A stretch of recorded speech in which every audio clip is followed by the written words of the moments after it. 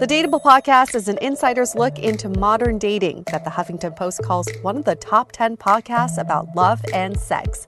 On each episode, we'll talk to real daters about everything from sex parties to sex droughts, date fails to diaper fetishes, and first moves to first loves. I'm your host, Yue Xu, former dating coach turned dating sociologist. You'll also hear from my co-host and producer, Julie Krafchick, as we explore this crazy dateable world.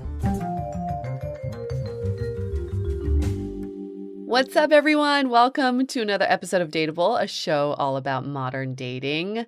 Welcome to another bonus episode. We are in the off season as we ramp up for season 13. But in the meantime, we're still bringing you content, awesome content as always. And we appreciate you listening even during the off season. I'll confess, I am a little hungover.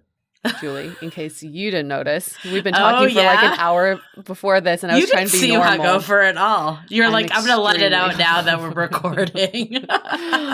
I'm going to have some mental brain farts, just so you know, because I'm so not used to drinking, but now when I drink, I forget my limit. Like I forget when I should stop, and the night just kind of blends in together, and before you know it, I'm on my couch again, sleeping. Well, if anyone's coming in now, we are recording this before 4th of July, but this episode will air right after. So hope you all had a happy 4th in advance to our American listeners. But sounds like you kicked off your long weekend early, Yue. What were you up to? Yeah, I was just hanging out with some friends, and it started out as like, hey, do you want to just go out for a drink? I just want to get out of the house. And then a drink turned into maybe 8.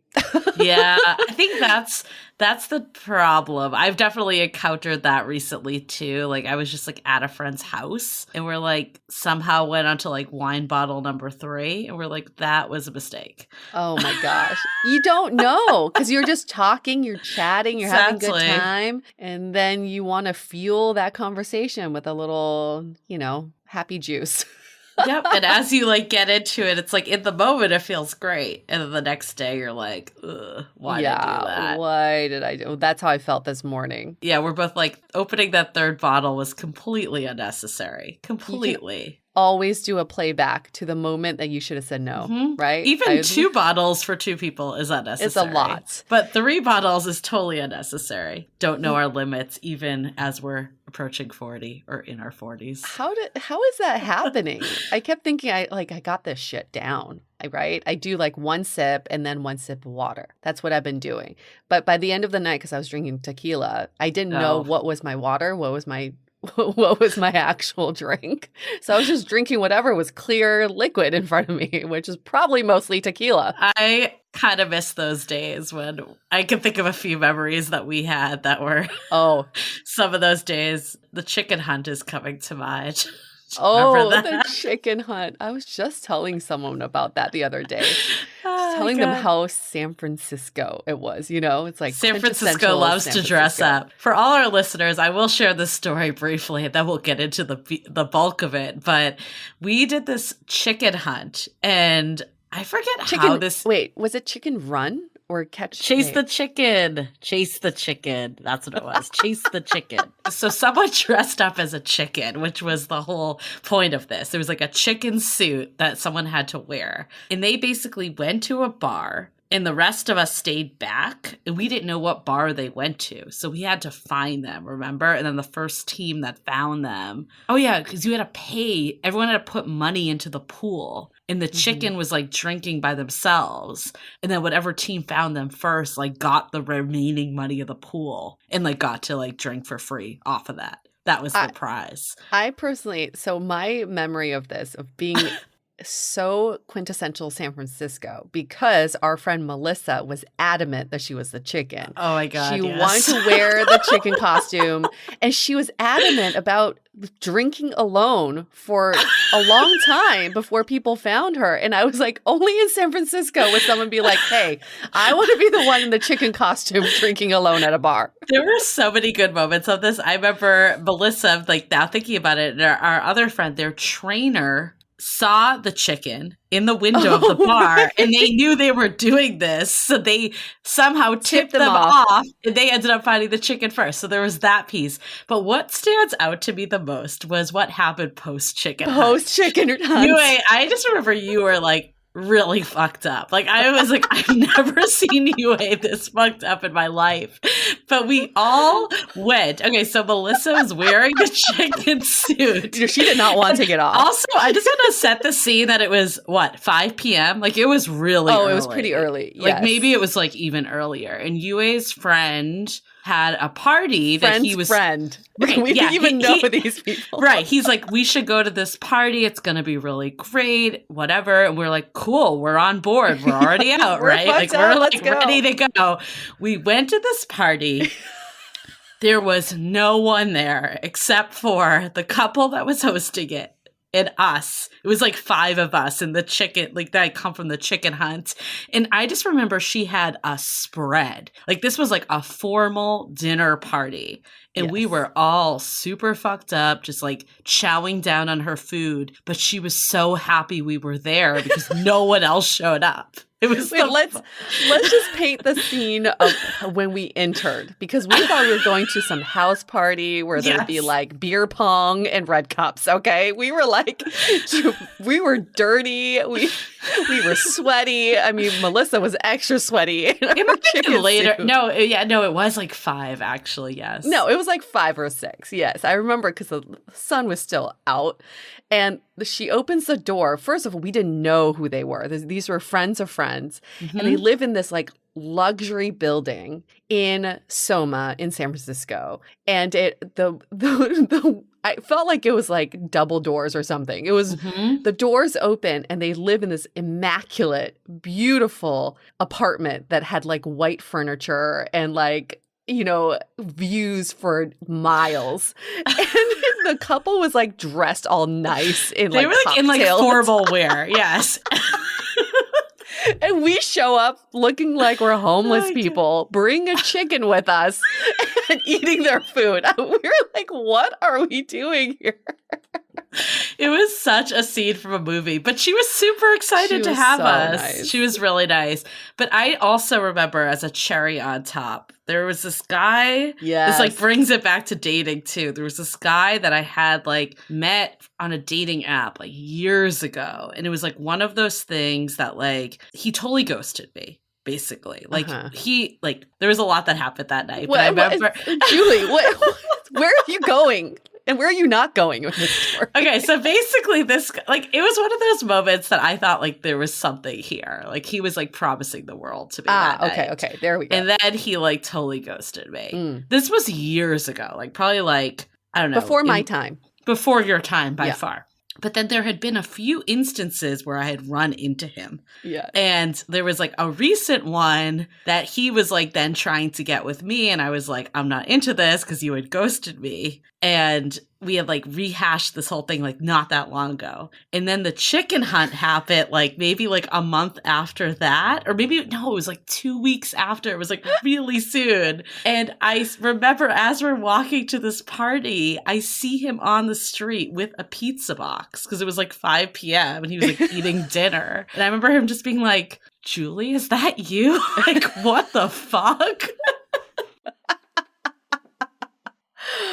Oh, good times. It's always when you want to run it, you know, like whenever you're like, I don't want to run into this person. And then you see them like in a chicken suit. I mean, granted, I wasn't in the chicken suit, but I was with the chicken suit. So guilty by association. That picture, group photo we took at the bar, the final bar, came up as a Facebook memory for me the other day. And I couldn't name anybody in the photo. Oh, really? Oh, like the big one. No, some of our friends were in there. Some. I couldn't name all the people. No. But I remember their faces and it was just such a good time. We were fucked up and we had a great time. That's all I remember. I do still have the photo. It's with you and then 2 of our friends that I'm still close with. Yes. That's on my mantle now. Oh, I look at that chicken photo all the time. Well, we're on her mantle. You hear that? We're on Julie's mantle. I know. It's only reserved for the best. Only reserved for the best. Memories. Yes. We will keep sharing all of our memories of us being fucked up. But that was definitely like top of the list, Julie. For sure. I think, though, it's an interesting segue to this. I'm going to segue it to this week's episode. I'm observing. I will observe this happen. I feel like, I don't know about you, but lately, last weekend especially, I went out and it felt like old times again. Like it was so crowded everywhere. No one's wearing masks. Like it's literally feels like it's returned to 2019. Mm-hmm. And it was so jarring to me. I was like, I miss pandemic going out. Because I actually really liked going to like outdoor bars or restaurants, or even when it turned indoor, but you had to like get a table with your group. Like they wouldn't let people just roam around. Yeah. And it was so overwhelming. Everything had to wait in line. We had to wait in lines. Yeah, because it's so crowded now. Yep. And it relates to this episode because we're talking about what do we want to preserve from pandemic dating into a post-pandemic world. And there are certain things even in my social life that I would like to preserve from the pandemic time. Again, not saying that the pandemic was a good time for anyone, but it did let at least me take a step back and be like, what actually is important to me? And there's some activities I used to do that I just don't desire to do anymore. Yeah. I felt that last week because it was the first time I went into a restaurant without a mask on and they said, it's fine. And I was like, are you sure it's fine? And it proved something to me where I felt like I've created a lot of distance with people, just human beings in general, during the pandemic, that now I need to lessen that distance a little bit more. So what I'm preserving is the one-on-one quality time I've spent with people during the pandemic. Yes. Something I would like to gain back is the openness for new people and meeting strangers, which is a skill that I completely forgotten. But with a little liquid courage, I think I could get there. But that's something I really want to work on. Yeah, I don't know if I feel that. I know a lot of people feel like that. So you're not in the minority. I think a lot of people are like, how do I regain social skills? I feel like I haven't seen, we've talked about FODA, fear of dating again. I think that's a big piece of it, is to get back out there and date the way that you once did. I don't know. I was like watching this video. I think it was just on Instagram, or someone put up a post. Not TikTok? No, it was just like someone's Everything okay? I know. Everything's okay over here. Don't worry.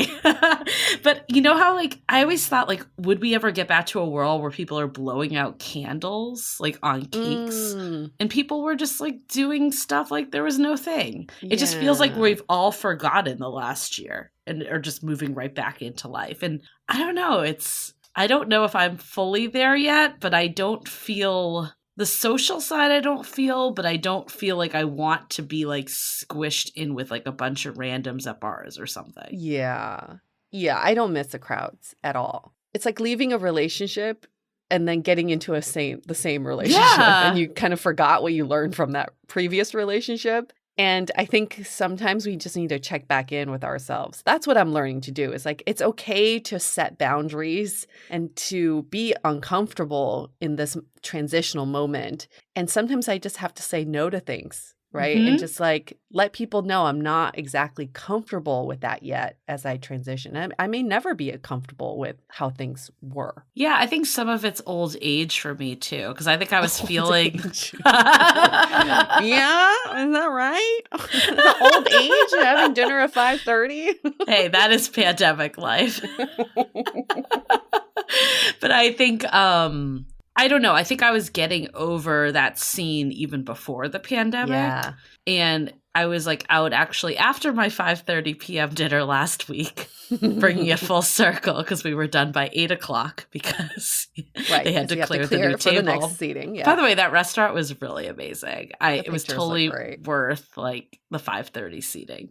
But it was a very cool experience. But we went to bars after and went to 2 bars before we went to the third. And the third, we were like, we just want somewhere that we can sit and not be near people.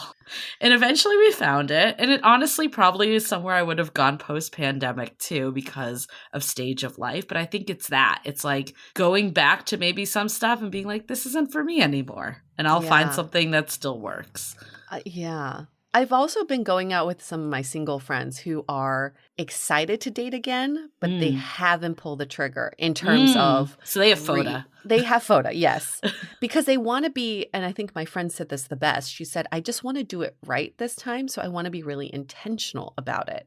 So before she reinstalls the apps and starts swiping again, she was like, I need to find a purpose for all of this. I need to be dating more mindfully this time. So she has this plan. She's like, once I have established what I'm looking for and I can be completely intentional about it, then I will reinstall the apps and get back into the scene. So I feel like a few of my single friends are in that stage. And I would be curious to hear from our listeners if that's where you are too. You have FODA, but you also have a plan. Like you're slowly getting back into it, baby steps, but you do have a plan for re-entry. I actually think that directly relates to FODA because I think a lot of times over the pandemic, people have done a lot of self-work. Some people are doing that currently, which sounds like your friend might be in that stage. But I think there's other people that have taken that time and have been single during the pandemic and really digging deep on what they want. And sometimes dating, when I've experienced this, sometimes dating when you're like, I know exactly what I'm looking for is almost the scariest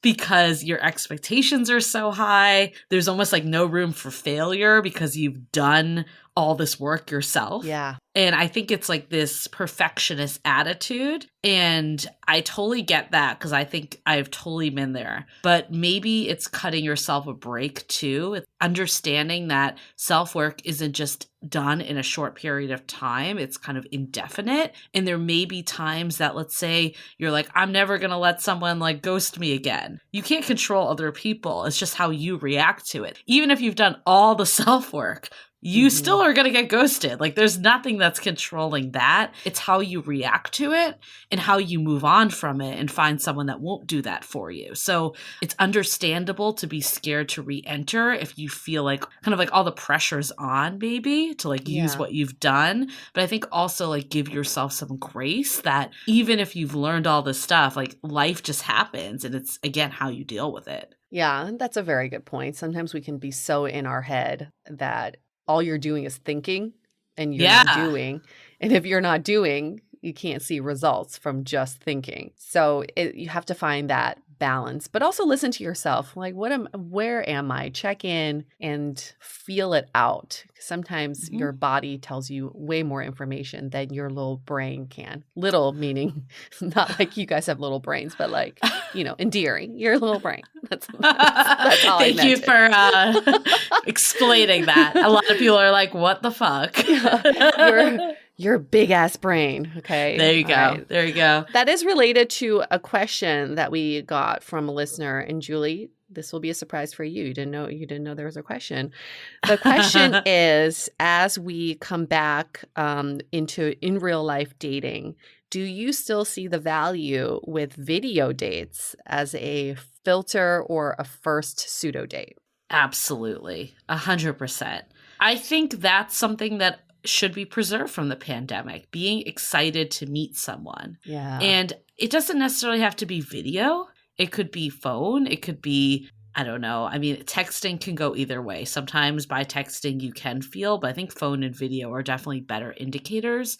But whatever way you want to feel like you're at least a little connected to this person, I think one of the biggest self-sabotage techniques that we used to have is when we would go in being like, oh, it's just a date. There's a zillion other people. Yes. You're almost like setting yourself up to not care the outcome. And I personally, I don't know about you, Yue, I would rather go on 2 dates that felt promising than like 20 that I didn't give a shit about and I was just going through the motions. And I think people can feel when you're like going through the motions versus back to like what you were saying about intentionality. Yes. I don't think that video dating is going to stay as like a way to really get to know someone because I mean, we go into it in this episode. I think some of the downside of video is like false pretenses and expectations building, but the benefits of video is at least a way to see like, is there at least a baseline attraction? Is there at least a baseline conversation that we can have? And also put a name, a voice to the name or a face to the name, depending on what you're doing. Yeah, I really see the value in video dates because I think during the pandemic, I hope that we all learned what a privilege it is to be out and about at a restaurant, at a bar, to just be somewhere outside of your home. And I hope we can preserve that feeling. So we should be saving these times when we go out for someone that like we really want to spend that time with. And with the way we used to date was, like you said, Julie, we just take these moments for granted. So people go to the coffee shops and they go to bars and they have like date after date. And then you forget that it is a privilege to be out. So I think the video date will really help people filter for you to get into that in real life date and to have that kind of excitement. Something that I learned recently, because in my day job, I've been doing a lot of hiring. And I learned this from the video, like the Zoom calls that we have as a first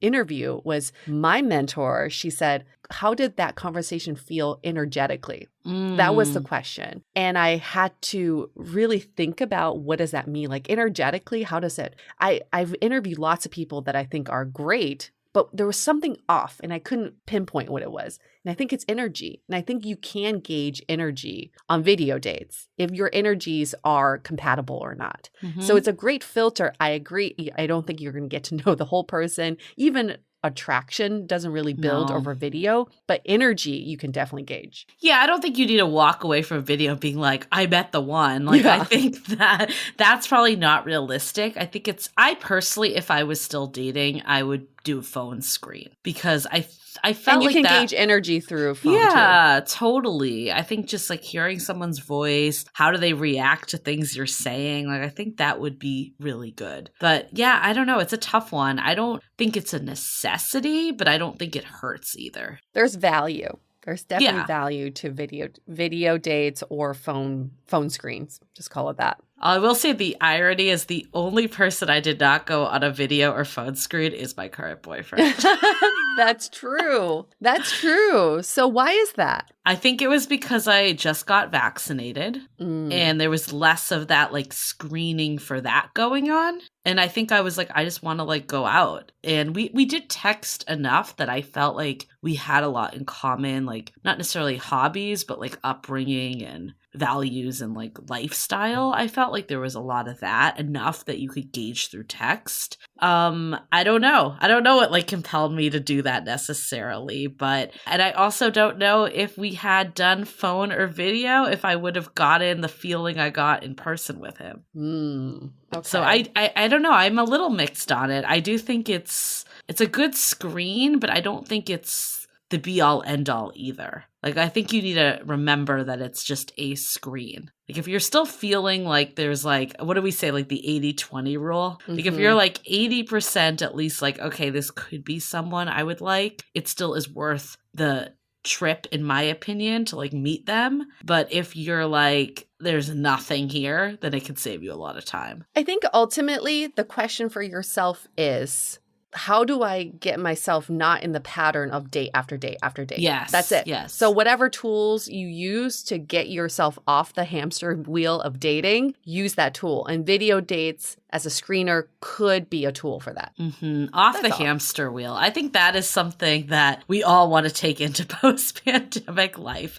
That is definitely something that comes up quite a lot in our Facebook group of people that have done the work. They want to date with intentionality to find the right relationship, not just any relationship. And you can find like-minded people like that in our Facebook community. Love in the Time of Corona by the Dateable podcast. You can find us there. We are a strong, connected, and very engaged group of people who are going through similar scenarios in our love lives and who are seeking out just a place to talk, a place to share, and a place to also give each other some support, right? I think that's all we really need these days. So if you have enjoyed that community, you should definitely check it out. We also have the sounding board, which is the next level, right? If you want to speak to even a more curated group of people who are like-minded, who are doing the work and going through the J word journey, this is the place to be, where we have monthly events and we have topics and we have these challenges for you to really rethink your way of dating and your way of relationship. I just find this group so amazing because they're constantly growing day after day. And I personally think it's very motivating for myself to see people just working on themselves all the time. And you know where video chats are going to prevail is in the sounding board, because we do video chat discussion groups and happy hours. And I think a big benefit is that people in the pandemic were able to connect with people all over the country and the world. Like we have people globally in the sounding board and in the Facebook group, and in the sounding board, you can actually, chat and form more deep relationships. And I think that has been a huge benefit of this time, that we were able to get outside of our bubbles a little. I feel it personally. It's been super nice to connect with people all over. And I think honestly, the fact that we were able to have this virtual group, it allowed Yue and I to meet our listeners. Before it was just a number. We had no idea who was listening, and sometimes an email here and there. But this has given a whole identity to all of our listeners, and they've become like friends to us. And it's amazing. And I think that is an unquantifiable benefit of being in the sounding board. Absolutely. And our listeners who are in the sounding board and in the community as well are meeting up in real life. So if you are interested in meeting other listeners, get in the groups, either one. And we've seen meetups all over the country. All over. They're still happening. We have a group coming to San Francisco in September. I mean, if you really want to meet people in real life, people who are on the same wavelength, join this group. You'll find them. That is a good plug. Another good plug for our episode is Kimmy Seltzer. She's been a long-standing friend of Dateable. FOD, is that our acronym? The FOD? She's a FOD.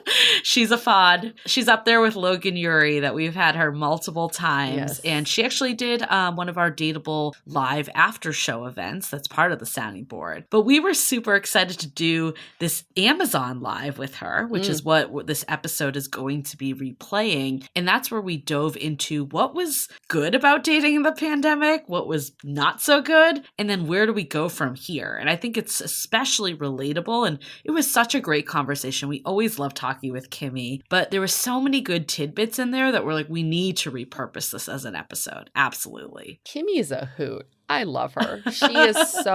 She's full of personality and also just full of knowledge. She has been a dating coach and an image consultant for years, and her clients are very diverse. They run the gamut. So she shares a lot of her own personal wisdom and observations with... And therapist. That's right. I keep forgetting. She's the trifecta. She really is. She does it all. And her nuggets of knowledge and information and data is just she just keeps dropping those knowledge bombs. Plus, we have a really good dynamic, the three of us, which is always super fun. Plus, she's just so fun. She is super fun. Before we get into Kimmy, let's take a quick break to talk about our sponsors. This episode is sponsored by BetterHelp. It is no surprise, Julie and I are huge fans of therapy, especially online therapy, and BetterHelp can do exactly just that. They match you with your own licensed therapist and connect you in a safe and private online environment. I was able to start communicating with my therapist in less than 48 hours, super fast. BetterHelp is committed to facilitating great therapeutic matches, and it's more affordable than traditional offline counseling. Their licensed professionals specialize in everything from stress management, anxiety, trauma, dating, and grief. We at Dateable wish for all of you to live a happier, more wholesome life, and we think therapy and prioritizing your mental health will accomplish that. So as our listener, you'll get 10% off your first month by visiting our sponsor at betterhelp.com/dateable. Join over 1 million people who have taken charge of their mental health. Again, that's BetterHelp, HELP.com/DATEABLE. Okay, let's get into our discussion with Kimmy Seltzer.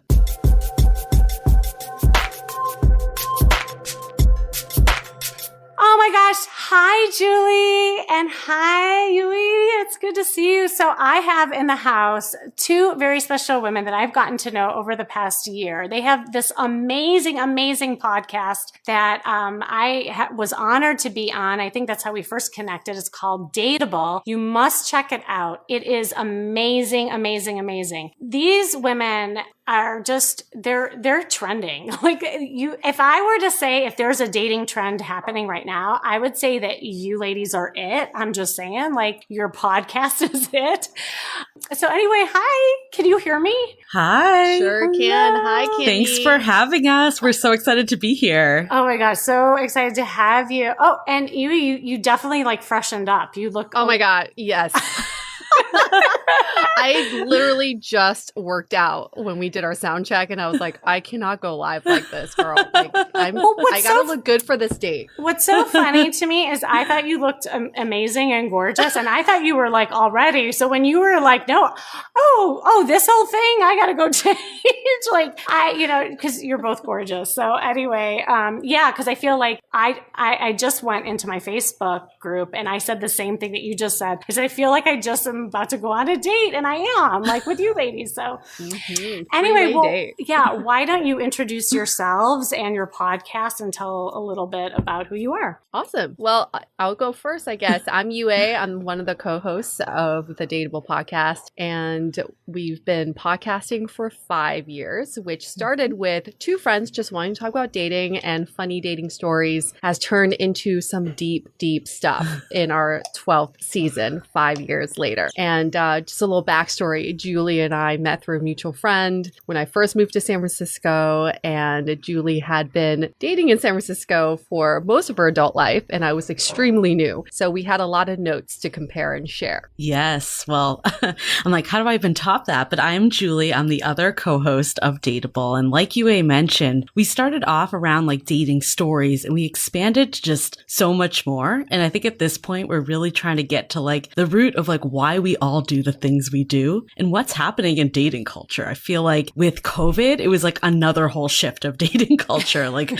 we already thought things were crazy with modern dating, and that just took a whole new turn. Yep. Oh my God, right? Like it has been such a roller coaster. I don't know if you heard me talk earlier, but I was saying, I definitely have seen things that have been for the worst, but actually there's been a lot of good things that have come out of this pandemic. Totally. Where people are learning how to do more of that slow dating and really getting to know people before they just swipe and meet, right? And so that is kind of what I was, talking about before. But I am so interested in hearing some of the things that you are hearing out there because you are up and up on all of it. And then I can share too, like maybe some clients have experienced the same thing. Absolutely. And like you said, there has been some really silver linings through all this, but then there's also been undoubtedly, it's been harder to date too. I mean, there's a lot more you have to vet with someone in terms of like safety and all that was just never an issue before. So it's had its pros and cons, I think is a good way to say it for COVID times. Yeah, for sure. No, okay. So what? Well, let's go to the cons first. Let's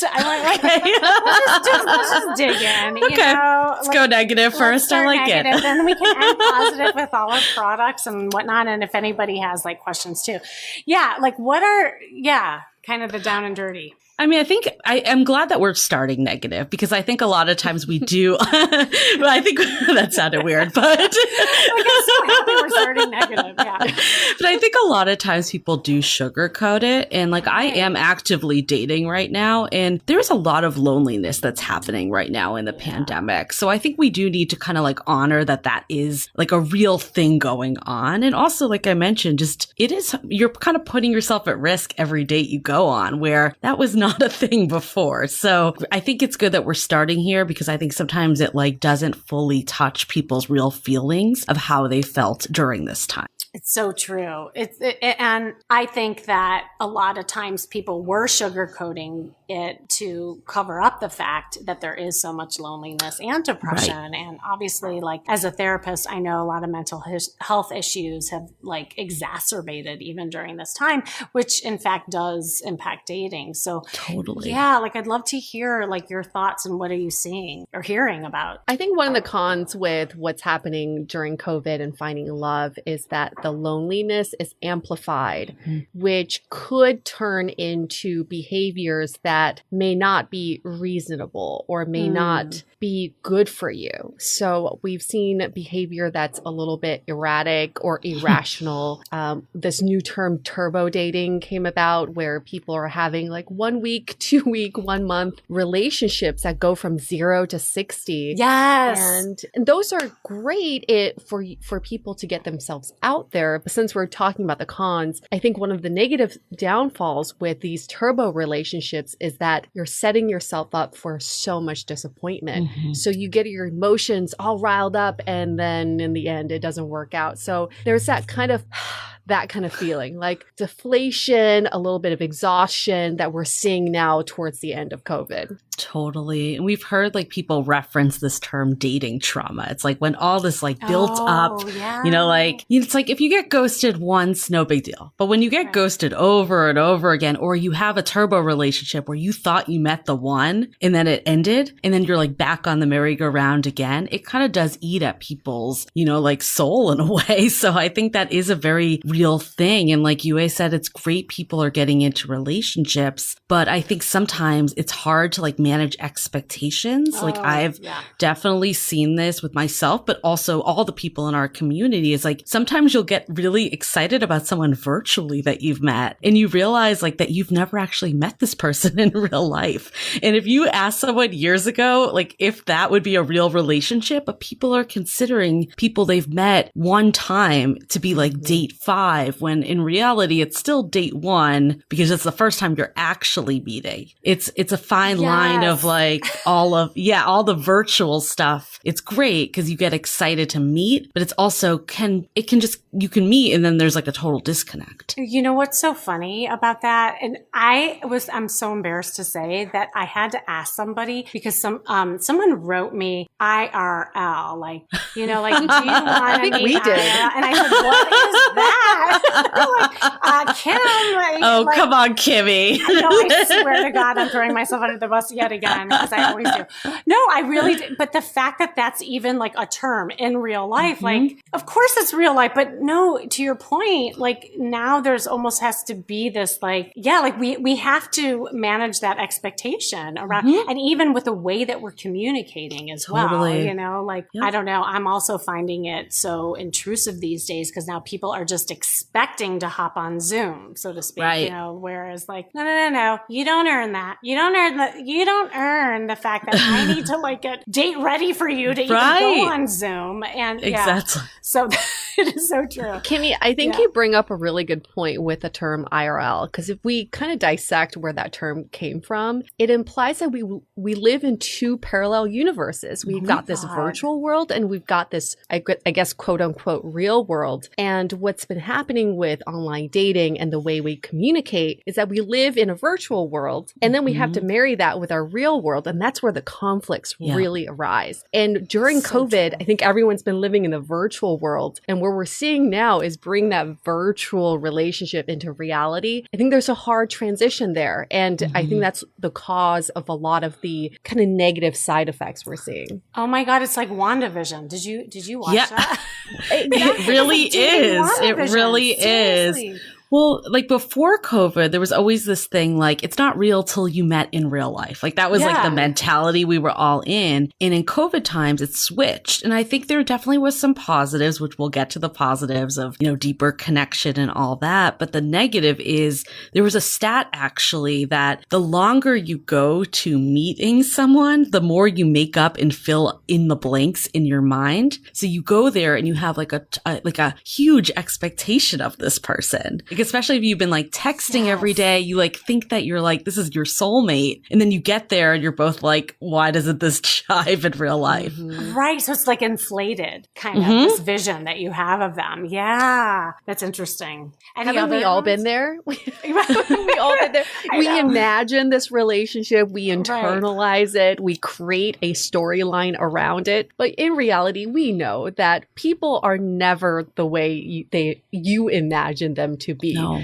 So it's that goes back to that disappointment factor again. Yeah, but this like almost makes like the reality, like before COVID, the fantasy, like you would kind of like build that up yourself. But now it's actually real because it's happening in this like virtual world, but it's not correlating with the real world.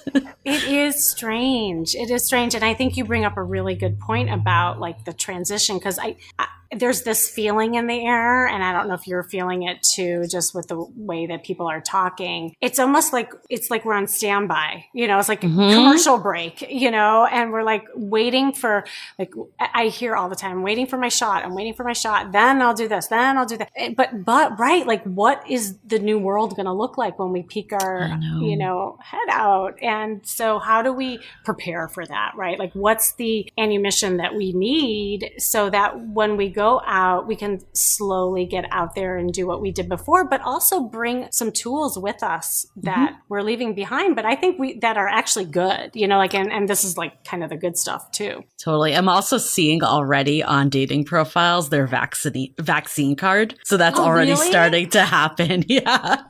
Like, I think like everyone, there's a lot of baked in prompts that use like, oh, when I get the vaccine or something, but I've actually seen people replace their profile photos with their vaccine card photo. Oh my God. Do you think like when we go on dates, like, are people talking about this, that they'll be like we'll have to show each other? Maybe.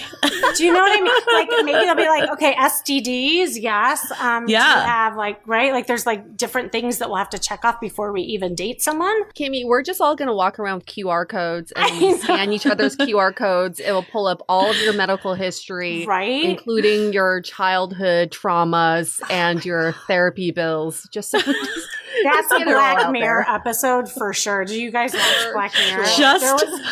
There was an episode like that. Oh my God. Just for the record, that is not our dating prediction. That is UA's sarcasm for anyone anyone new to our show.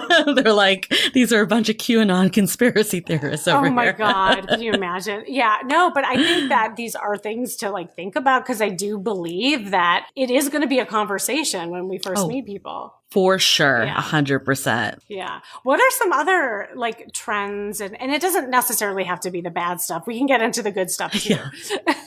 What do you guys think, Kimmy, for your expertise, which is, we've talked about this image consultant realm that you're in, how to look your best in person, how to dress for a date. And now there's this whole other category of how to look good on camera, how to look good for virtual dates. And we found that you got to have a different skill set of making yourself look good on camera versus in real life. And sometimes people's looks don't translate in real life. You might be able to get a sense of their energy, but there's still something missing when it comes to video. So I'm basically setting this up for Julie because Julie has a personal experience with this. Yeah, I mean, 100% agree on like video does not always transfer over. I have definitely gone on dates with people and they looked, actually, I didn't think this was possible before COVID, was that people could look better on video. Like at the beginning of COVID, I was like, oh my God, I'm afraid to do video because I don't want that to be my first impression of me on video when I feel awkward. But I've actually encountered the opposite. And I've heard from a lot of people in our community that it goes both ways too. So that being said, though, I will turn this into a positive because I think we're at the point to go to positives now.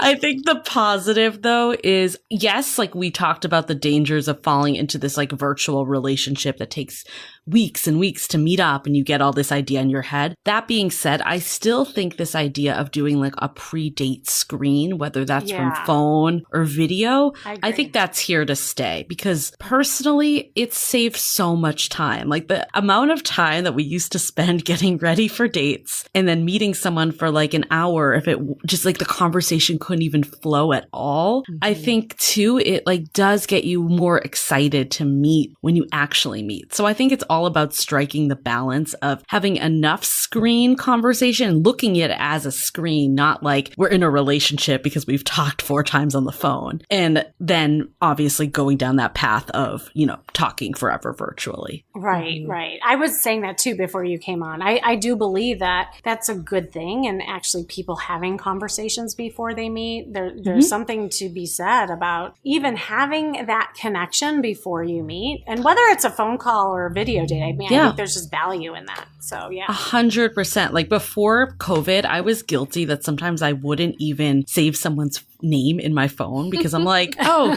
there's a pretty good chance I'll never see this person. It's like 50-50. And I must say, like, since I've been dating in COVID, which is like beginning of this year, to be honest, was more when it really started to ramp up for me, just out of other personal things that were going on. And I haven't had that mentality. I've been like, okay, this is a real person I'm meeting. And even if like the date wasn't fireworks or there was still a disconnect from the like initial chemistry that I thought was there virtually, it still was a good time. Like there was very few that I'm like, oh my God, this was like painful, like nails on the chalkboard type of dates that I think a lot of people were going on before. So if we could at least eliminate those, it will reduce that dating trauma and just like make people like, you know, a little more positive when they are going out and dating. Yeah, wait, we have a question that actually, Beth, this is a great question. So she's asking, it's kind of what you're talking about. She's curious, what is the appropriate amount of times texting back and forth before you speak or actually meet? So yeah, that is, you know, I mean, I'll just say from my standpoint, I don't know if you have any like stats or things to talk about that, but I think that like, I'm not a black and white kind of gal where, you know, you can do X amount of times before you can do this. Like, you know, situations are different. People's connections are different. People's ages are different. So I don't think there's like an appropriate amount of time, but here's what I will say is that I've seen, and this is the thing, when I coach people, I go into their profiles and I'm looking at their conversations because often I get, Kim, I don't know why that guy didn't like ask me out, or, you know, the guy's like, this chick just dropped me, like what's going on, you know? And then when I look at their conversations, I see exactly what happens. And here's something that's really common that I see is that I'll see text exchanges go on and on and on and like literally for days. Like there was this one woman who said to me that she had a text exchange go on for an entire week. I said, you mean to tell me that you've been DMing each other for an entire week and you have never talked on the phone? And she's like, no, he won't do it. And I said, well, you're not really like hinting either. And when I looked at their text exchanges, they weren't even like talking about anything. They were just kind of doing this, what I call parallel talking. They were reporting at each other. How was your day? My day was good. I did this today. I did that today. Like there weren't even connecting. So it was no wonder that they like, you know, didn't progress.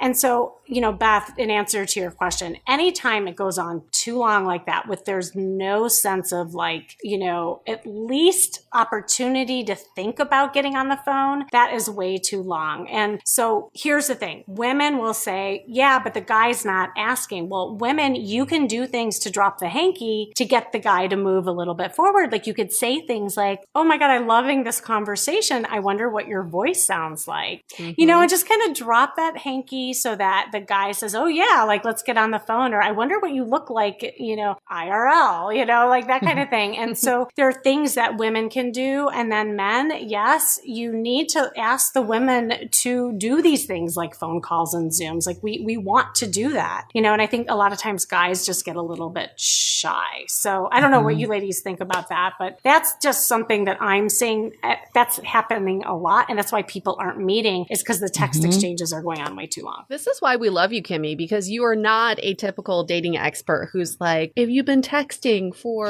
2.5 days, you got to get on a phone call. Like you said, there are no rules around how to get off texting. But to Beth's question, it gets to a point where you're like, is this going anywhere? And I think that's a good barometer for it's time to move this forward. It's not about we need to text 3 times before we get on the phone. When you listen to your gut and it's telling you, I think we need to take this to the next platform, that's when you should move it. I think dropping the hanky is a great idea. There are some ways that you can do that where maybe it's like, oh, I have such a great story from today, but too much to text, right? Yeah, so then that's a good one. Kind of shows like, oh, I'd rather tell you on the phone because there are just so many voices involved. I'm very animated. And there's also nothing wrong with saying, I would love to get on a phone with you and have a phone call.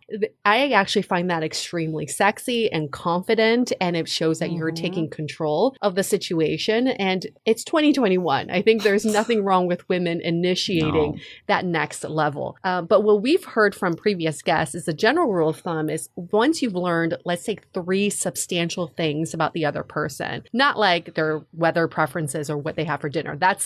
You did not learn anything, but 3 substantial things, that's a good time to take everything to the next level, whether that's offline or to a phone call.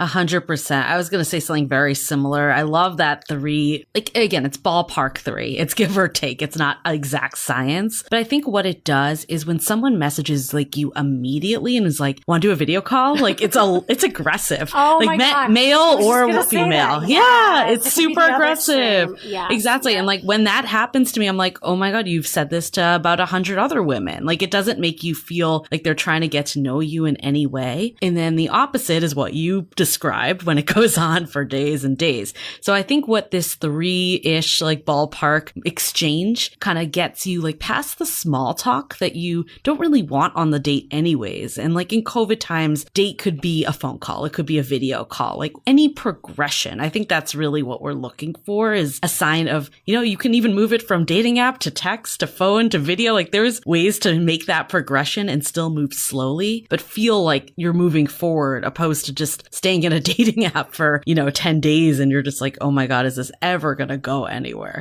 It's so true. And the chat is kind of blowing up right now because now we have the men talking to the women. And this is great. See, this is a good conversation and this is exactly what I was saying because Beth was like, well, these guys aren't, asking me out. I just had these chats go on and on and on. But then Matthew is saying from his standpoint, a man wants the woman to open that door because a lot of men are afraid of rejection. And, that's the thing. Like, and I say this all the time, both men and women have a responsibility and approachability and connection. I truly believe that, and it's like if the women make it a little bit easier for the men and the men make it a little bit easier for the women, we'd all be in a really good place. But we're at this like stalemate right now and we're all like waiting for each other. Right. Right. And so, I mean, this is where the more the like strategy and coaching comes in that we're talking about. But I love this kind of conversation in that knowing that there's some guidelines. And it's so true because there are some guys, and I've seen this before, where guys will just go in like gangbusters and before even saying hi, say, hey, what's your number? Right. It's too much. What? It's too much. And I think honestly, if we're going to bring this back to trends, a lot of it is the fallout of Me Too, is that a lot of men are, timid to make those moves because no longer it's just it is rejection too, but it's also like you're coming off as, a harasser, like someone that's like bugging the woman. So I think there is a lot of compassion that we need to have. And honestly, you can just blame COVID. Just be like, hey, I'd love to COVID's given us so much. We might as well have it help us, our dating lives. Like, I'll just ask someone like, hey, like, how have you been approaching COVID dating? Like, would you be down to do a phone call? That easy. Right. When in doubt, blame COVID. Although I will say, I don't know is that on a t-shirt? Yeah. Oh, I know, right? We should. Is that in your products on Amazon? It should be. We should have that for our Amazon little store here. Maybe we'll create one and then we'll have you on next. But here's the thing with the COVID thing, and I don't know about you, but I think also people are overusing it, right? Like we're talking extremes. Where I see people entering conversations with, hey, how's COVID treating you? I mean, oh my God, no. That's so boring. I feel like that was like the line last March, but now it's like 1 year later. We need new material. That was new material. Exactly. That was so 2020. Right, exactly. Like, come come on. But I think actually you bring up a good point. I think this is actually like going to like pros and cons of what's happening right now. Yeah. I think the pro is that a lot of us, especially in early stages of COVID, when you really weren't meeting people, I think like dating did start to open up more like around the summer. And again, depending on your location and COVID restrictions and weather and all those factors. But I think at the beginning, a lot of us did a lot of deep self-work. And it's like, what do I really want? And I think that anyone that got more clarity, like I feel like can come into dating stronger. But then there's also a lot of people that honestly are like grasping because they're just so lonely right now. So I think that's kind of like the darker side of it. So what makes it, I guess, better is that you could find other people that are in the same boat as you if you've done the work. And what makes it a little harder is sometimes like someone that wants to hang out all the time, it might not be because they really want a relationship. It might be because they're lonely or they haven't hooked up in a while. Like there's a lot of that stuff going on too. Yes, that is a really, really good point. I want to do a commercial break for a second because I know that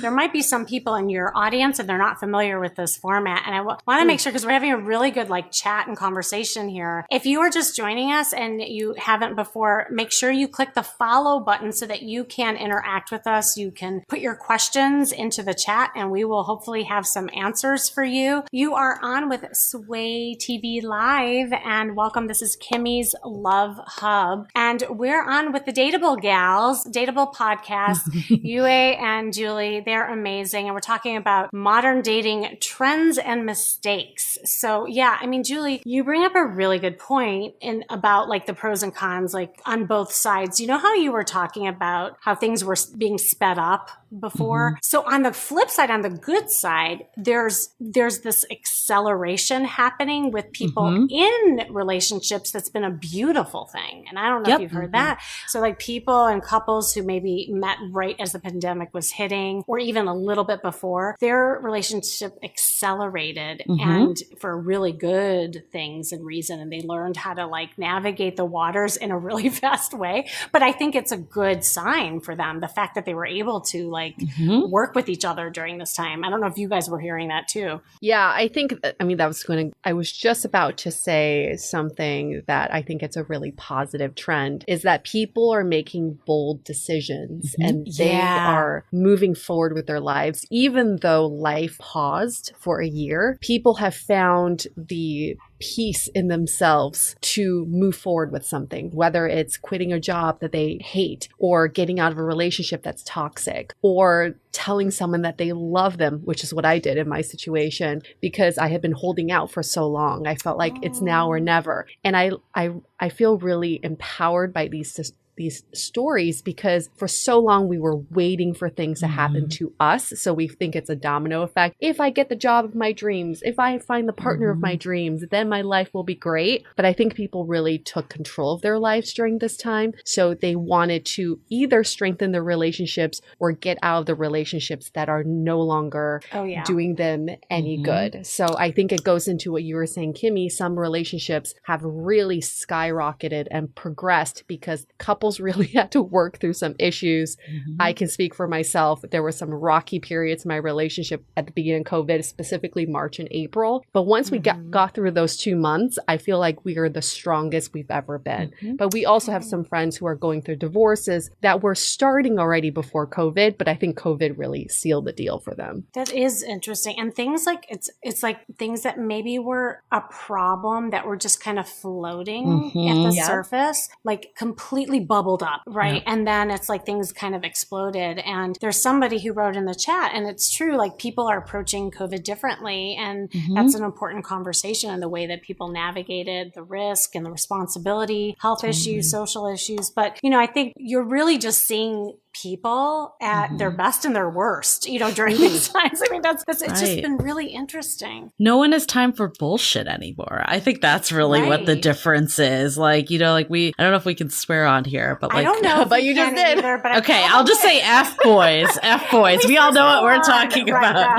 Okay, F boys. Everyone knows what this is, but we always joke that like F boys were canceled because, you know, no one has, like, they're still out there trying to like hit up women, especially especially like, during now that the vaccine is out too, there's a whole line for them. But like women's threshold, I think in that situation, I shouldn't say just women. There are F girls out there too. It's both. Yeah. But like, like anyone that's like wasting your time, clearly, I think that actually is like one of the real, epiphanies like we've both had during this time of like why people are still, single if they don't want to be single. A lot of it is because it's wasted time on people that really were not going to like meet them for where they are. And ultimately, like if you want something, I think this pandemic too is like kind of made us like, it's like life's too short. So it's like, I'm going to figure out like, I'm not going to waste time on people that are wasting time on me, essentially. Mm-hmm.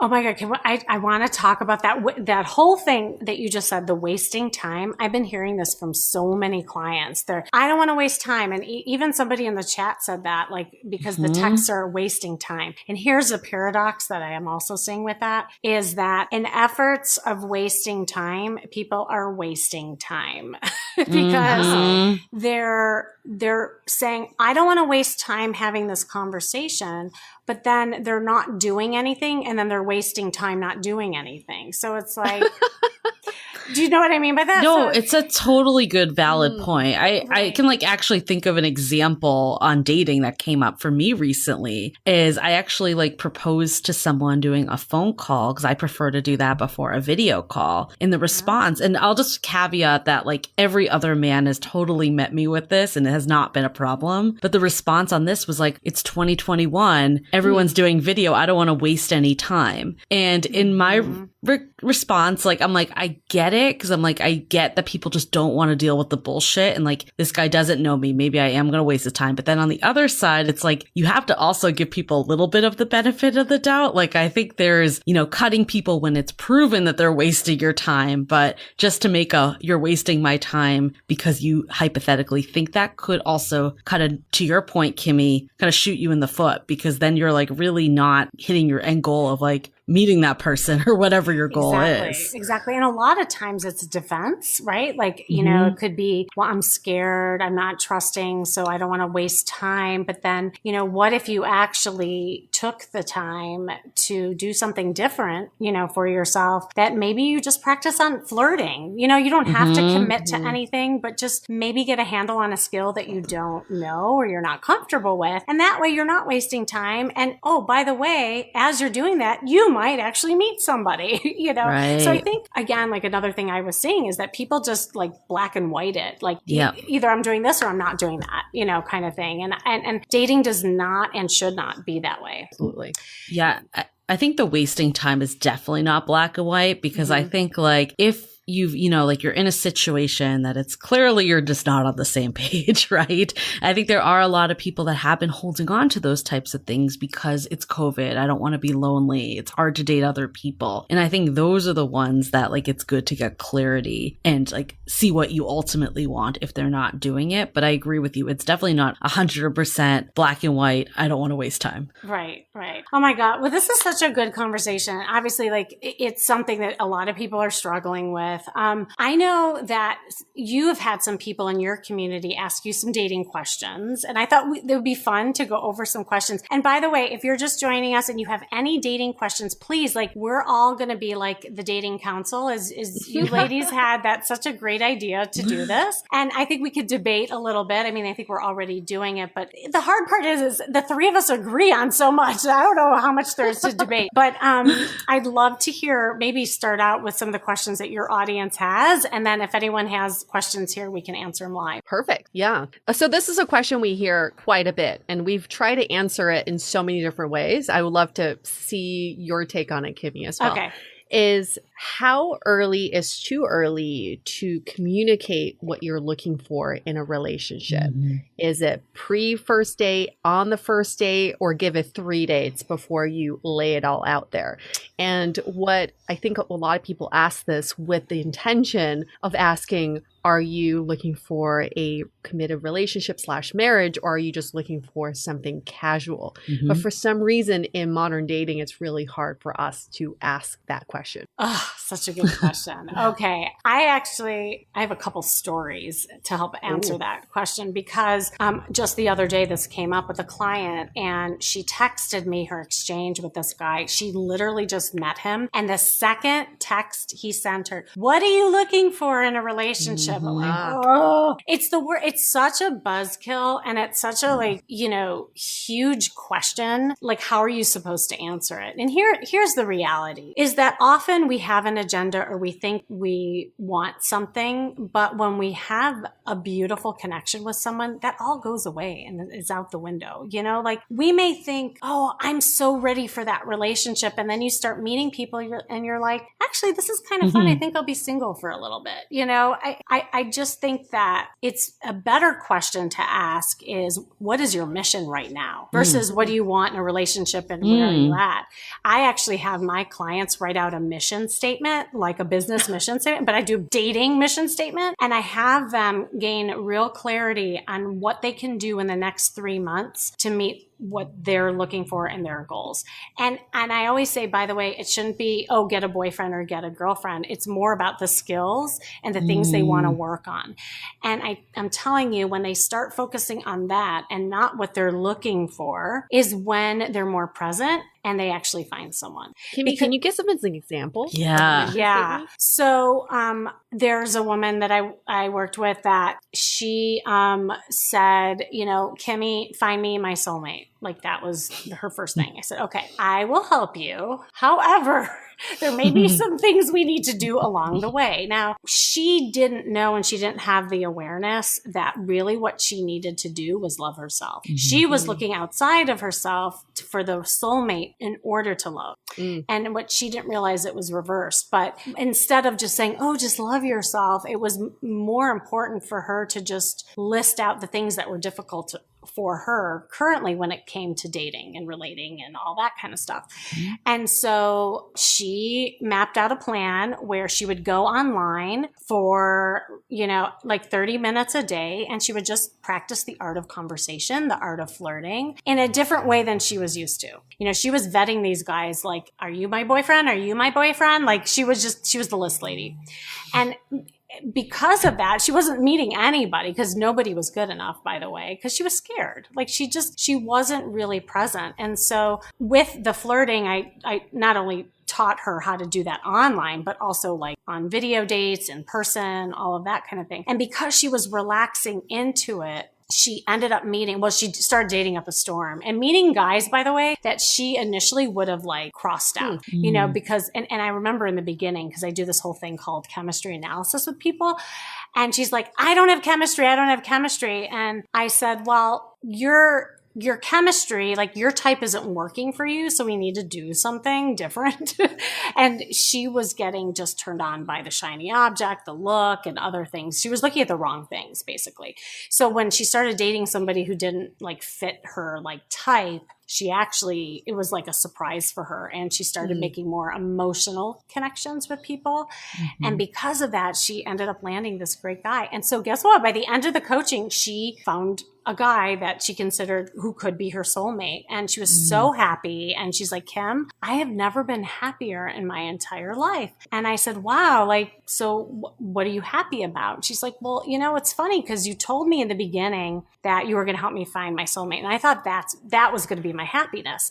But at the end, right now, even though I got the guy, that's not what I'm happy about. I'm happy about the fact that I love me. And that was huge because she just didn't know that she didn't love her. And, so if she were to go in by starting out, what are you looking for in a relationship? She didn't even know what she was looking for. Do you know what I mean? Right. And so it is much more grounded. And actually, I think that's a way of managing expectations. Like Julie, you were talking about before, like we can manage our expectations by having things that are easy to reach. It's hard to reach the soulmate. It's hard to reach the relationship. It's easy to reach teach like a conversation online and practicing. Mm-hmm. So I'm a little conflicted on this one. I agree on some of that, but then I also have a bit of a counter opinion on it. And I think, yeah, we gotta diversify.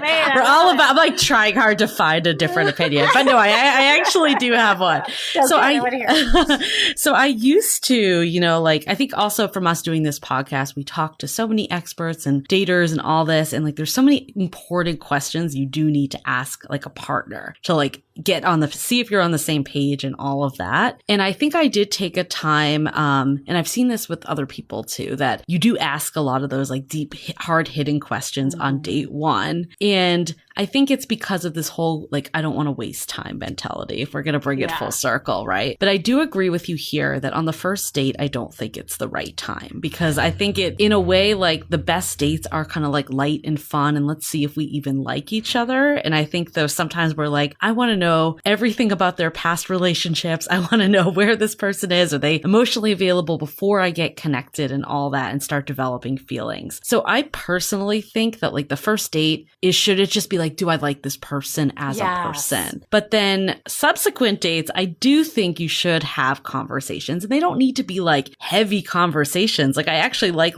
what's your mission, like that, but more like not just romantic, but just like what do you want in life, kind of like it can be. I mean, I don't think it needs to be formal. Like I did have someone ask me like, what do you want? Where do you want your life to be in 5 years? And I'm like, I have no idea. That was like a little overwhelming and interviewee, but I think you can like bake it into the conversation naturally. And I think that gives you a pulse of where someone's at. If they're like, hey, like, like work is 100% like my focus right now, or like, party scene or whatever it may be, you're going to at least get glimpses in. Not to say that you need to like bail at that point. Like it still might make sense to keep going depending on the individual. Again, it's hard to give blanket advice, everyone is different, but at least you like can keep managing your expectations and see where things develop. And I think it will be telling too, like if someone does kind of like bring up like an ex, like beyond just like what I learned from this relationship, if it keeps coming up, and like I think that could be a sign that like they might not be on the same page as you. Yeah. Well, and I totally agree that there's a pacing with it, right? And I think we're both in agreement. Like the first date, you should never ask what you're looking for and tell me about like these esoteric kind of theories that you have. Yeah. But no, and I agree with a lot of the stuff you said. What about you, Yui? I think fundamentally, we just don't know how to ask the question. And I think we're all asking the wrong question. The question shouldn't be, what are you looking for? Because guess what? Nobody knows what they're looking for. Nobody does, right? Nobody does, right? And then when you propose a question like that, what people end up giving you is the 10-year picture or the 20-year picture. Oh, I'm looking for marriage and kids. I think a lot of people say that, but are they really looking for that? Or do they think that is just the end result of countless relationships that they're going to be in? So I like to ask the question, what are you open to right now? And I learned this from my current relationship, where when we first met, he was recently divorced. And I kind of just knew that he wasn't going to jump into another relationship, even though he didn't explicitly say that. But I asked him, what are you open to? And he said, I'm open to love again. And I think that to me wasn't so much, oh, we're going to get married and have kids like next year, but it was more that his heart was open for that. And I think ultimately when we date, we're just looking for other people who are open to love, who are open to a healthy, committed relationship. They may not want that right away or are actually looking for that, but if their heart is open to it, you're on the right path. Yeah. We both took a breath, Julie. I know. I love it. Yeah, I think that's so dead on, because it's like, it's a really good point too, that like people don't know what they want, or they're thinking like in these, what society tells you you're supposed to want, or what they think. If someone asks you on your first date, like they might just tell you what they think that you want to hear. And we actually have this really interesting conversation. We have a very lively Facebook group called Love in the Time of Corona. So for anyone that's dating, it's definitely a must have to get in there. I'll give a little plug for that. But oh my God, no, it's amazing community. Definitely check. Yeah. But we also have our premium sounding board group, which is kind of like the level up from that. We do like happy hours, and like people really are like legit friends from this now. And one of the women in the group was talking about like this came up, and she's like, oh, I like to ask like on a dating app, like before I even do a phone call, before I do a first date, anything that's like, what did you learn from your last relationship? Or like, no, actually it was deeper than that. It was why, like, what did you do to end your last relationship? Like kind of like wanted to see like what they would say about taking some of the blame on themselves and like seeing if they were like, oh no, my ex sucked, you know, like those conversations. But then one of the guys in the group, he was like, if someone said that to me, like within like 10 minutes of talking, I sure as hell wouldn't give them like an actual answer because I don't know them. And then I would just feel like they were like interrogating me and I would probably like back out. So it kind of was counter. And she was like, literally light bulbs went off in her head when she heard this. She's like, yeah, I don't think I'm ever going to ask that again. That's why I love like your community because, and it's like what we're doing here. We have men and women on here and it's like kind of like having that conversation with each other. And I do believe there are gender differences in the way that we like think. When I co-hosted the Great Love Debate, who I think you guys know too. Yeah, with Brian. With Brian Howie. And I used to co-host the live shows as well. And, you know, so I flew all over the United States and I hear these stories over and over again. And what's so funny, one time I asked the audience, I'm like, how many women go in on the first date and think about if this person that they're meeting could be their future husband or boyfriend? And almost every woman raised their hand. For sure. Right? Like we think in stories, we think in Cinderella and fairy tales and is this my man? Right? You know? And then I asked the same question to the guys. Guess what? None of the guys raised their hand. No. Can I tell you actually something that might, like, hopefully this won't discourage people, but we had our most controversial guest ever. Like, it was a guy that basically, he's married now, but he was replaying all of his single, like, escapades when he did not want a relationship. And he basically just wanted to hook up. And he was telling us that he knew that women really liked to hear, like, you know, that someone was looking for marriage and they were looking for children and all the stuff. And he would actually proactively ask women what they were looking for. So he looked like he was like the ultimate relationship guy. So I do think after hearing that, again, I don't want to discourage people. There probably are a lot of people out there that like really do say that and mean it as men. But like, just because someone says it, it kind of goes back to it. Like, let's see their actions. Like, it doesn't matter in a way what they say. You know, all of this that we're talking about, I think these questions are rooted in fear, if you think about it. Like, I think everybody is trying to prevent something from happening. So they're asking these questions to try to prevent something, you know, that maybe happened to them in the past or whatever that is. And the reality is you can't prevent something from happening just by asking a big question, right? And I think that's where my list lady comes in that I was talking about before, is like she keeps asking all these questions to make sure that this isn't going to happen again. But by the fact that you're asking it, you're actually making it happen again. Like, that's the thing. It's like another kind of paradox. And so I think maybe the conclusion is with what everything that we're saying is that the more present you are, the more you focus on connection and really establishing like something with somebody and letting it progress in a way that's healthy, that you get to see evidence of all these things that you're worried about. And that's all you can do, you know, along the way, because people show up and they show up differently sometimes. And you don't really know the real person, like that guy that you just talked about. But see, and that's the thing, like that guy might have his shtick, as I say, you know, and he could go and now he knows what to say with a woman, but then he might meet a woman that he really is interested in. He did. He got married, you know? See? Right. Yeah. One of my good friends. Oh, really? The only like small caveat I will make though on this is like when people are telling you at face value what they want and it's not in line with you, like if someone's like, I don't want a relationship or I just want a like friends with benefits relationship, I think sometimes as women we try to be like, no, we can change them. And I think and I think that is a mistake. And I think that like, yes, it's like hard because it's like if someone tells you you want a relationship, you can't believe them. But if they tell you they don't want a relationship, maybe you should believe them.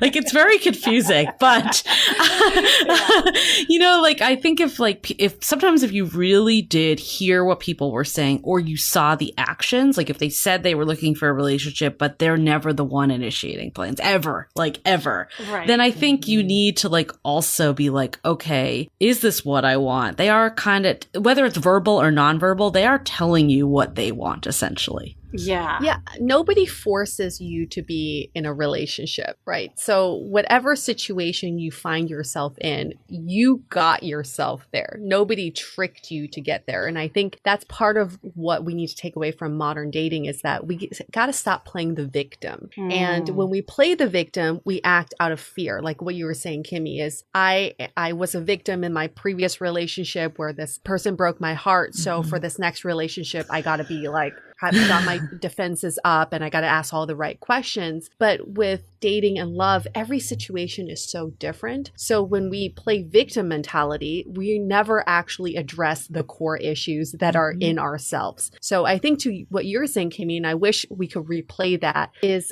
we can't prevent anything from happening. I used to be so scared of marriage, and I would tell my mom, 50% of marriages end in divorce. Why should I even get married? And she's like, you get into bed every day and you still have to make it, right? So why make your bed if you're going to get into bed again? It's the same kind of thing. Like you can't, there are just things that you need to do, that happen and things that you cannot prevent, but you can't do or not do something because of a potential outcome. We did have a question from somebody. This is from Rachel. Sorry, Rachel, I know you've had this for a while, but what about if after a couple of months of dating a guy says that he has no idea what he wants?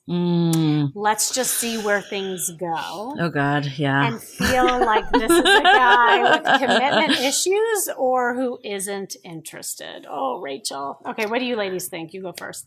Oh my God. I heard sighs from I know. I think we both like let that relief out. I think these are the examples we're talking about, right? Of like, you know, it's a tough balance. Like you don't want to throw out all the cards on date one. You want to like develop something organically, but you also don't want to be in a relationship that's like a dead end relationship forever. I think truthfully, we all know if a relationship is progressing or not, even if it's unsaid. If you feel like you are the one constantly making all the plans, you feel like this person doesn't really want to see you, or like when they are with you, it's lukewarm. Like, again, it's hard to dissect every last relationship, but I think deep down we know. And like the fact that like even in this comment, there was a mention of commitment issues, like there could be signs coming out. Personally, what I would do in that situation is have a conversation with this person. Like, I think it depends like how long this has been, but if it's been like 3 months plus, and again, time is tough because it depends. Like, are you seeing each other once every 3 months? That could be your answer right there. Are you seeing each other like consistently, you know, every week, a couple times a week? Like, I think all that does factor in. Like, if they are giving you the actions, but they're saying that, I think I would say why? Like, why can't, like, what is kind of the reasons? Like, I love like what Yue said earlier, like, what are you open to right now? Like, that would get a feel of what they're looking for too. But I think like we also need to look at the nonverbal cues of like the stuff I mentioned, like we're really like, what is this relationship? Like, I think a lot of times we want to fantasize that this is a relationship, but if you're realistically seeing someone so infrequently, it may not really be that anyways. Yeah. I mean, we had a listener going through the exact same scenario, and she just kept trying to save this relationship, trying to squeeze a little ounce out of it every time, even though he kept saying, this is not what I'm looking for, or I'm not really sure what I'm looking for, or I'm not sure what I'm looking for with you. And end of the day, the question should be, how does this person make you feel? Obviously, Rachel, this person is not making you feel secure, not making you feel confident or safe. These are already values that I think show negative red flags of the relationship. Even though if he came back tomorrow and said, I'm ready, I'm looking for a relationship, he still makes you feel this uneasiness. So I think it's good, like to Julie's point, to communicate this with him, even though he's like, let's just see where this goes. It sounds like it doesn't align with what you're looking for. So it's your turn to communicate with him what you're looking for. And it can even be soft. Like, I really enjoy hanging out with you, but I'm looking for someone that, you know, like is kind of all in with me, or, you know, someone I don't feel anxious around. Like, I think so many times we're afraid to say that type of stuff. But ultimately, like, we had a really wise guest, Connor Beaton, on our show that said, like, don't be so scared to like, or don't be so afraid to scare away the wrong bull. And I think ultimately, like we were talking about earlier, like the biggest mistake we make is there was this really great quote that was like, you don't want too much, you're just asking the wrong people for what you want.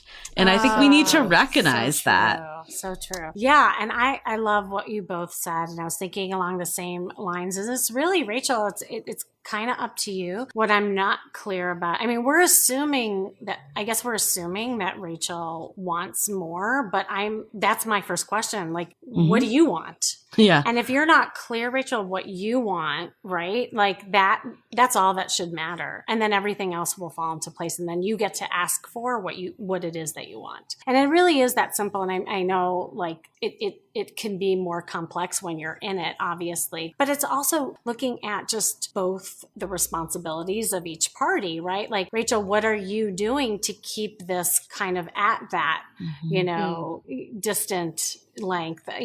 Are you allowing certain behaviors and for him to do what I call intermittent reinforcement to give you just enough to keep you going on the trail with the crumbs? For sure. Right? Breadcrumbing. Classic breadcrumbing. Yeah. Like, I don't know. Like, these are questions to just kind of ask yourself. And if that's okay with you, great. Then keep collecting crumbs. Like, that's fine. And I'm not like saying that facetiously. I'm like, because some people may not be ready for more. And Rachel, like, that's where you have to really dig deep into, well, wait a second, what is it that I want? But if you are wanting more and you are wanting something that's more connected and heading towards a relationship with this guy, it's exactly what you ladies just said. Like, but you get to call the shots. And how you do it is you do set boundaries. Awesome. Ladies, I love this. Well, I have some products that I was going to also share with the dating trends and stuff, but I will leave this up to you. You can stay on here if you want to see them, but if not, I know it's been a long night. You can also leave. Like, it's totally up to you. What do you ladies want to do? I'm going to go eat dinner. Okay. I figured. I was like, it's 6:00 already. I feel like we could talk to you for hours, Kimmy. I'm so like. Well, Thank you so much, Kimmy. This was so much fun. You're always so much fun to hang out with. And I think that's what's so lovely about you in general is that you have this really serious, like, you're a therapy background, but then you bring the light and the playfulness to everything we talk about with dating. So thank you for having us on your show. Yes. Thank you so much. Oh my gosh. Thank you so much for having me. And, I just want to plug your community because I had the pleasure to go on. And remember, we did that fun thing with the profiles. They loved you. And it was so fun. And so definitely check their Facebook group out and just let everyone know, where to find your podcast and the Facebook group before you head out. Sure. I mean, our podcast is on pretty much every podcast platform. Apple Podcasts is like, the go-to, Spotify, pretty much you name it. But you can also go to our website, dateablepodcast.com. A good episode to start with could be Hacks to Looking Your Best with Kimmy Seltzer.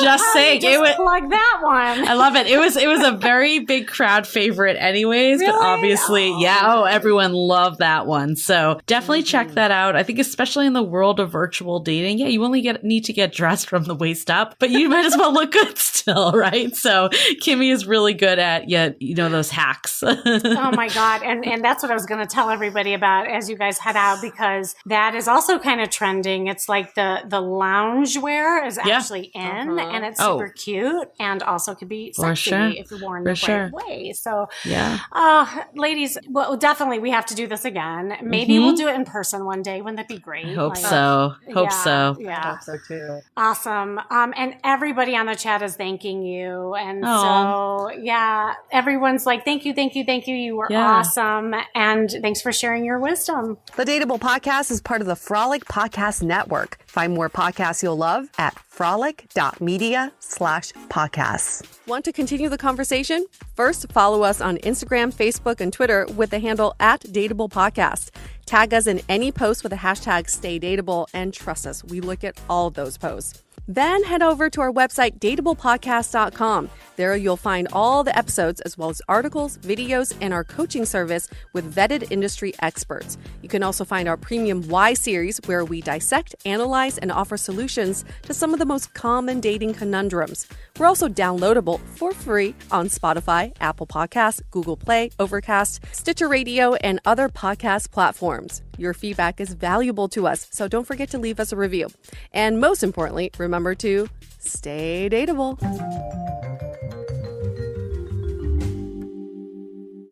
Finally, a bed that senses snoring and automatically responds. Meet the Ergo Smart Base from Tempur-Pedic, our first system that detects snoring, then automatically adjusts by raising the bed. And now, during the Tempur-Pedic Summer of Sleep, all Tempur-Pedic mattresses are on sale, with savings up to $500 on adjustable sets. Get your best sleep all night, every night. Learn more at TempurPedic.com.